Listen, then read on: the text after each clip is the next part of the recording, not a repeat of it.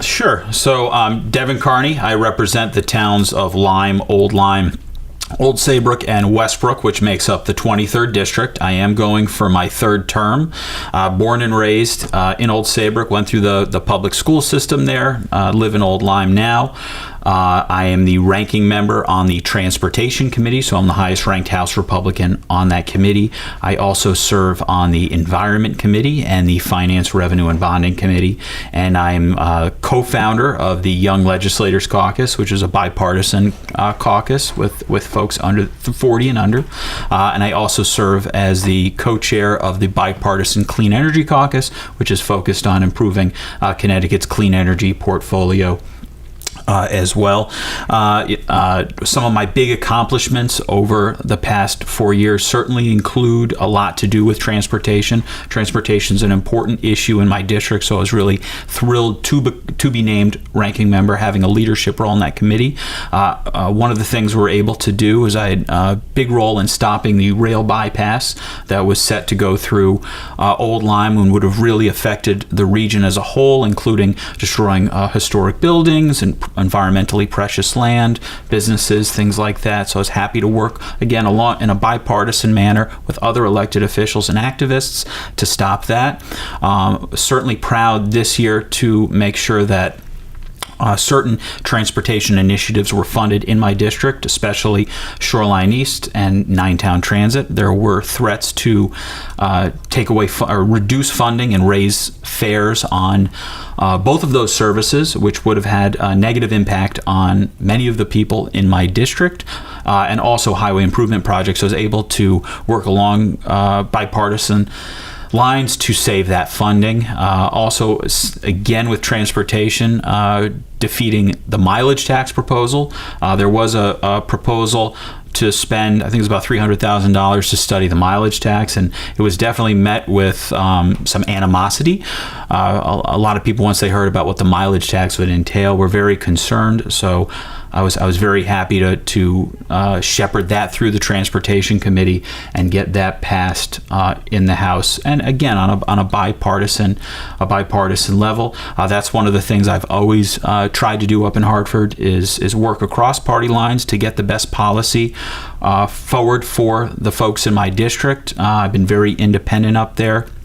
Especially in terms of the environment. That's another issue that I've been I've been a champion of, ensuring that open space is protected. Open space is very important in my district, and also ensuring that Long Island Sound and the Connecticut River are clean and preserved.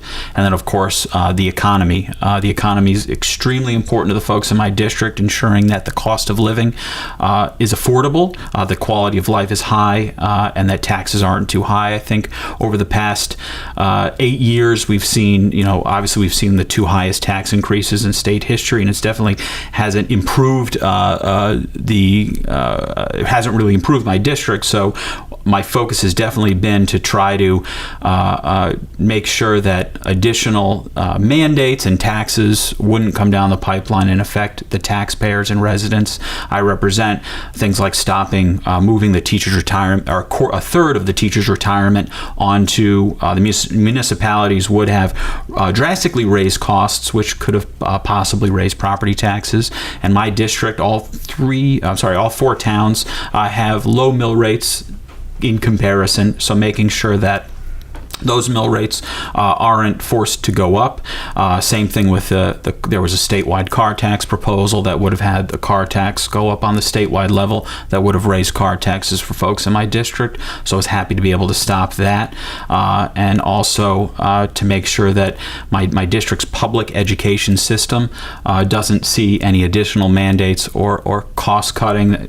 My district did see some cost cutting from the governor's office, so making sure that those cuts didn't get any deeper that would have affected the quality of public education, which is a very important piece of the district I represent. People move to the four towns in my district because of not only because of the low mill rate, but also because of the quality of public education that children receive in the district. So. Could you talk about the mileage tax Sure. proposal and your position on it? Because I don't know that all the voters are familiar with that issue when it came up. So some states have sort of done some pilot programs. I think Oregon and Washington have done pilot programs to look into a mileage tax, which would tax folks based on the amount of miles they drive. And the way I've seen it is it could be done one of two ways. One would be sort of a government-sponsored GPS, which I think gets folks really nervous. And the other would be if you go and re-register your car, they'd see how many miles you've driven over the 2 years in between the registrations, and would charge you a tax based on that. Even if you only did a penny per mile, I mean, folks would be seeing astronomical bills.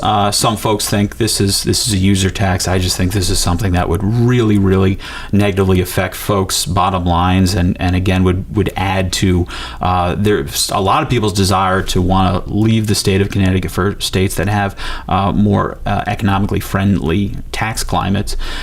So that the governor and Commissioner Redeker wanted to spend, it was about $300,000 to be part of a sort of regional working group to look into this. People I represent were not happy about that, so a bunch of legislators signed off onto this bill, went through the Transportation Committee. The Transportation Chair, House Transportation Chair, did not support stopping the study, so really a lot of this was on my shoulders to shepherd through the House, and I was really happy to see that I think the bill passed on the floor. I could be wrong, but I think it was almost, I think, either 125 to 25 or something like that, so it did get every Republican voted to stop the study, and a good chunk of Democrats did too. Correct me if I'm wrong. My impression, looking at your voting record, how you present your opinions, is you appear to be moderate in the Republican scale. So let's say if that's a given, what do you see as your kind of core values that make you a Republican? That where the buck stops as far as your priorities as a Republican moderate, if that term fits. Sure. So definitely my big priority as a moderate Republican is the economy. I am fiscally conservative. I think that folks in this Connecticut pay too much in taxes, too much in fees, and we really need to pull back a lot of that so we can better compete with not only states around us, but states to the south of us. I've seen too many folks in my district either leave or express the desire to leave for states with no income taxes, for states with no estate tax, to states with lower property taxes, because folks really, especially when they're older and they're looking at their bottom line and they're on fixed incomes, they really have to take that into consideration. So I would like Connecticut to be friendlier to retirees, at the same time friendlier to businesses. A lot of businesses have moved out of state. We saw Bristol Myers Squibb completely gone. General Electric moved a lot of their operation out of state, for a variety of reasons, but I think we really need to focus on making a business-friendly environment so we can create jobs, get young people to want to come to Connecticut because those jobs are there, and start families and things like that. And that was a big reason why I ran in the first place, was because I saw too many of my friends leaving the state. Most have not returned because there's really no incentive for them to come back. That tax structure is not there. The quality of life they can find in other areas comparable. So I think we really need to focus on improving that so we can get Connecticut's economy moving in the right direction. So definitely the economy is the number one reason why I'm a Republican and a moderate Republican. I do have I'm very supportive of the environment. I'm very supportive of voting rights. I did vote for the early voting. I was one of only 2 or 3 Republicans to support the constitutional amendment for that. So there are issues out there that I definitely skew more in the other direction. So that's sort of why I have that moderate Republican description. My mom's a Democrat, so that could probably be part of the reason too. So given the economy being the priority and making Connecticut more competitive in its tax policies. What do you think that should look like if the Republicans were to get political control? If you at least had a Republican, perhaps, in the governor's chair, what does that look like to kind of turn the state around and in your view, make it more competitive policy-wise? So the first thing I think, if Republicans were to gain control, the first thing I would like to see them do is really change the way we craft a state budget. First off, I think we have to implement zero-based budgeting so that we start from zero as opposed to looking at what we spent the year before. Really, first, plug in our debt. Our debt has to be part of that of our budget. It can't be swept from under. It can't be swept from under the spending cap. It has to be a very realistic number that is transparent. Business leaders, taxpayers understand how much debt and deficit we're truly in. I believe 20 years ago it was about 10% of the budget. Now it's over 30%. Things like unfunded pension liabilities, unfunded teachers' retirement, debt service, things like that. And then we'll build the budget from there and see what must be funded. Certain critical services to our vulnerable residents, certain fixed costs, and really go line by line to try to see what the government must spend money on. If there's opportunities there for public-private partnerships that make financial sense, I think that the Republicans would be more inclined to do that. We've tried in the past to look at how we can improve the DMV, for example, and the DMV having just seeing if there's anything the private sector could do to whether reduce wait times, add on to what AAA is doing now, and that even exploring that has had animosity from the public sector unions.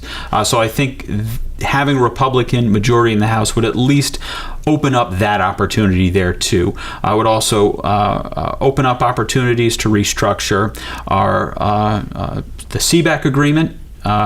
Try to go about it in a different way instead of, and I don't want to, not necessarily work against the unions, but go about it in a different way than what's been going on for the last, several decades, and especially over the last 8 years under the current governor. Whether that's trying to get more suggestions from the unions as to how to save money from the rank and file. I know that's always been discussed. It doesn't seem to ever really go anywhere. It was the suggestion box, I think, and also looking at potentially restructuring that CBAC deal, seeing where we can find savings in healthcare costs to try to make those more in line with the private sector, and also the benefit packages more in line with the private sector. And I think you'd see more exploration around that under a Republican-controlled House than you've seen currently. I mean, our backs are against the wall. We really have, there's really no light at the end of this tunnel right now if it continues under large Democrat majorities. It wasn't this past 2 years, which is, I think, how we're able to get a bipartisan budget that didn't have tax increases and really held the line on spending and bonding and things like that. And that's sort of a glimpse as to what could happen if the Republicans have control up there. We haven't had control in the House in over 30 years. It's one of those things that I remember in 2004 when the Red Sox won the World Series. Why not us? And that's what I always think. Why not us? Let us have the opportunity to take control of this fiscal crisis and see what we can do, because you've seen what has happened under the last 30 years, particularly under the last 8. It can't get any worse. So let's try a different course. From your experience, is the idea of phasing out the income tax a realistic policy objective? I think I'd have to see what would be paired with that. You can't just phase out the income tax and do nothing else. So until I see what could be paired with it, I don't think it's realistic to phase out the entire thing. I certainly think there's opportunities with the income tax similar to what the Commission on Fiscal Stability put forward, which would have reduced the number of brackets, would have simplified it. So I think things like that, moving in that direction, could help. We are losing folks because of the income tax, there's no question. in addition to all the other taxes that Connecticut has that are higher than other states. But I think with the income tax, you'd really have to see what you could pair it up with. I do think, though, looking at how we could reduce taxes is a good policy move. This past session, we reduced the tax on boat sales, for example. I mean, it's minor compared to the income tax, but looking at Rhode Island, for example, which has no sales tax on boats, Connecticut was a 6.35. Just simply reducing it to 2.99% has increased boat sales, and increased boat sales is good not only for the marine industry, it's good for, you're going to put your boat in a local dock, you're going to have it maintained there, you're going to go out to dinner in let's say Stonington versus Westerly, you're going to do things like that people were previously going to another state to do. And it's a small example, but I think that's how people think. They want to see, is it make financial sense for me to go somewhere else to get service or to go somewhere else to live? So I think we have to explore things like at least reducing the income tax somewhat to try to compete with other states and grow our economy naturally that way. Mm-hmm. Because even if the supply side formula works and your economy picks up, you need some mechanism, don't you, to capture those revenues from that growing economy. So is that when you say pair it with, like how's that formula look? Right. You'd have to. I mean, if you're going to eliminate something the size of the income tax, the size of the revenue that we receive from the income tax, I'd like to see what else you would do paired with that. Where would you cut, or if you were to increase taxes somewhere else, where would those taxes be increased? I think that you can't just eliminate half of the revenue that goes into the state budget without seeing what else you could do. Because I think, looking at half the state budget, that's approximately right now what fixed costs are, I think. So you'd be cutting a lot of things. And I think we've got to also be, certainly be careful where we do cut things like, the Medicare savings program and benefits for our most vulnerable residents, developmentally disabled folks, things like that. So I think you really have to look at the big picture to see where you could reduce the income tax, but also on the other side, what would that mean? So I'd want to see that first before saying we could eliminate the entire thing. Kim, you want to jump in here? I've been monopolizing. Sure. So you spoke about the transportation funding issues. What do you see as the long-term solution to the state's transportation problems? I think there obviously are certain issues with funding. Not just with the transportation, but with the general fund too, because of the debt and deficit we're in.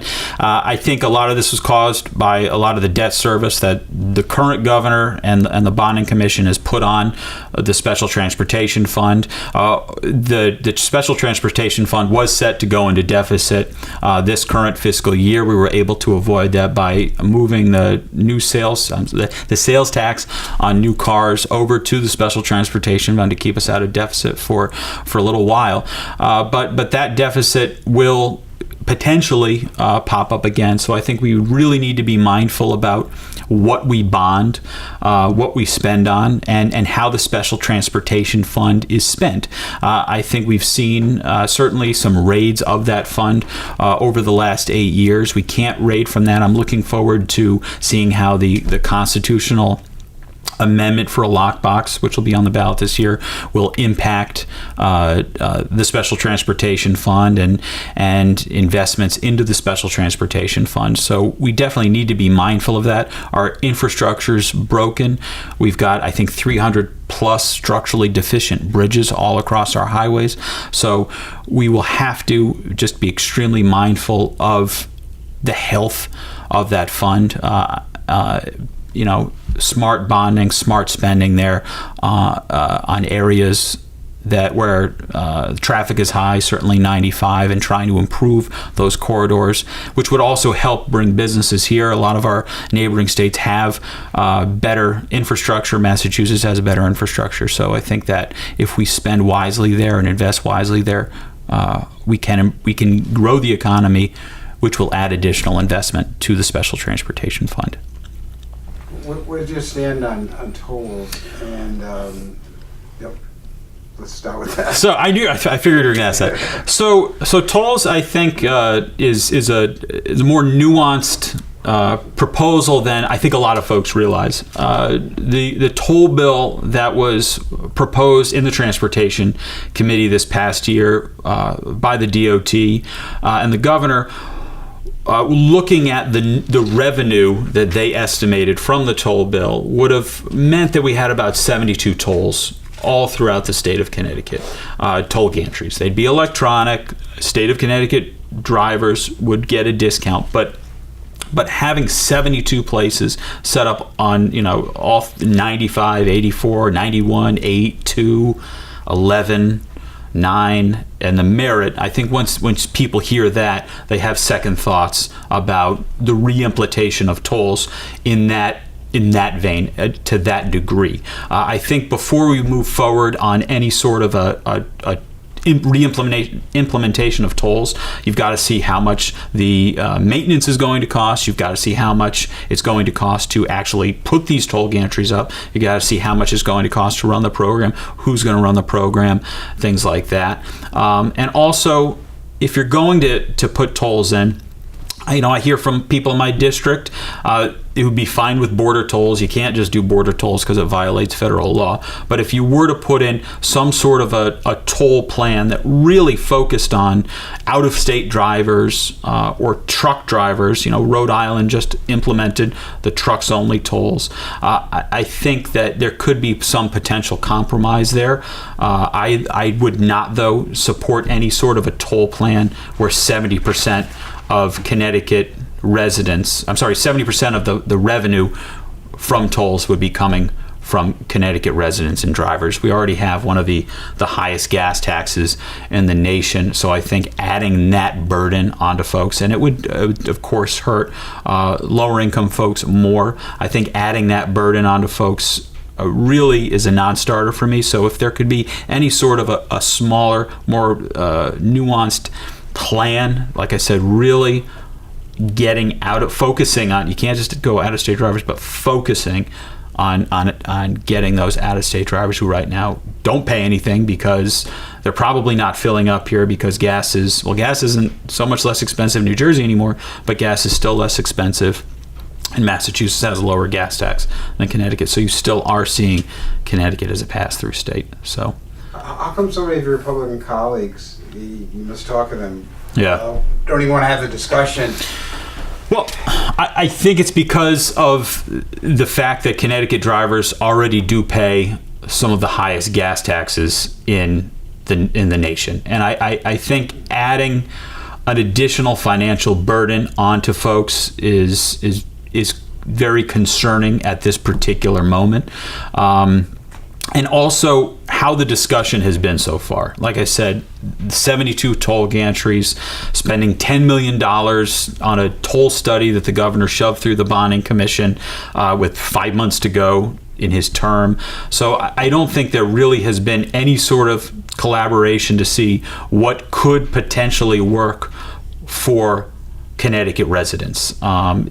We did put on the table a couple of ideas that the Democrats, at least in the Transportation Committee, didn't even want to look at, and that was getting rid of the gas tax.